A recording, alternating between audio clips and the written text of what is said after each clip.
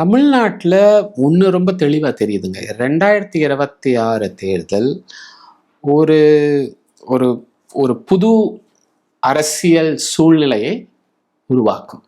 ஆட்சி மாறும்னு சொல்லலை, நான் கூட்டணி ஆட்சி வரும்ன்றீங்களா எல்லாரும் சொல்ற மாதிரி? கூட்டணி ஆட்சியோ இல்லை, நான் ஆட்சி மாறும்னு கூட சொல்லலை. ஆனால் சூழ்நிலை, ஒரு பொலிட்டிக்கல் கிளைமேட். நீங்கள் வந்து விஜய் அவர்களின் மதுரை மாநாடு, அப்புறம் இந்த திருச்சி மீட்டிங் எல்லாம் பார்த்தேன். அது கொஞ்சம் கொஞ்சம் கிரவுண்டில் இதுவும் டேட்டாவும் எடுத்திருக்கோம். நாங்கள் ஒப்புக்கொள்ள வேண்டிய விஷயம் என்னன்னா, அவர் வந்து ஒரு சக்தியாக வரார், புதிய அரசியல் சக்தியா உருவாகிறார். அதை வந்து அது மறுக்கிறது முட்டாள்தனம்.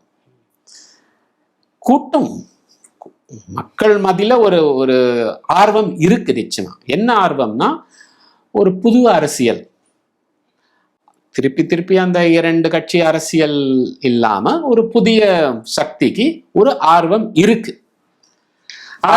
கூட்டங்கள்லாம் வாக்கா மாறாது அப்படின்னு ஒரு நெரேட்டிவ் செட் பண்றாங்களே, அதை எப்படி பாக்குறீங்க? அந்த கேள்வி என்ன பொறுத்த வரைக்கும் அது ஒரு புத்திசாலித்தனமான கேள்வியா நான் பார்க்கல.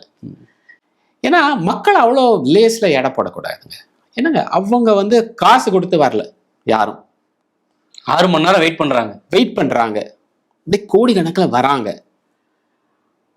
அவங்களுக்கு தெரியாதா இவர் வந்து இப்ப அரசியல்ல வந்துட்டாரு, ஓட்டு கேட்க வராரு, அவரோட சினிமா டிக்கெட் விற்கிறதுக்காக வரல அப்படின்னு மக்களுக்கு தெரியாதா? அங்க இருக்கிறவங்க என்ன அவ்வளவு முட்டாளுங்களா? அவங்க அவ்வளவு லேஸ்ல ஏடப்படக்கூடாது என்னதான் இருந்தாலும் அவங்களுக்கு.